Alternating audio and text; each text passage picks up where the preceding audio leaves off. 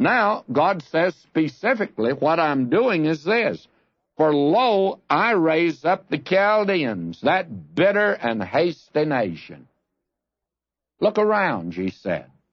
Down there on the banks of the Euphrates River, there is rising a nation that will become the first great world power. And you can check with Daniel on that it became a great world power. It's the head of gold. It is the four beasts. It's the lion. It's number one on God's hit parade of the great nations of the world.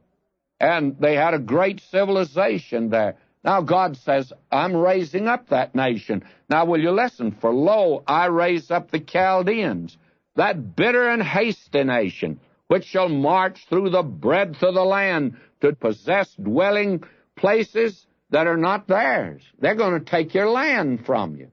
Now, this is something that I want to tell you was a shock to Habakkuk that this might take place.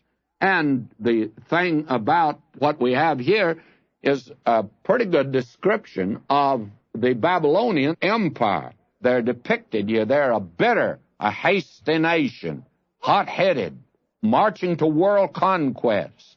And they took this city of Jerusalem, as we said last time. He took it 3 times, and the third time he burned it to the ground. Now, in verse 7, they are terrible and dreadful. Their judgment and their dignity shall proceed from themselves. In other words, they rely upon themselves. They have great self-confidence, and they were great boasters. They depended upon their own power. And this is something that Nebuchadnezzar, founder of this great empire, you will recall that was his problem. In fact, the matter is, it was a form of insanity here. He suffered from egomania. I think the psychiatrists today would call it hysteria, that sort of a manic depressive psychosis that this man had.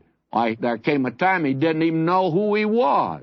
Went out and ate grass. And by the way, Habakkuk suggests that here. But he describes, as we saw last time, their horses also are swifter than leopards.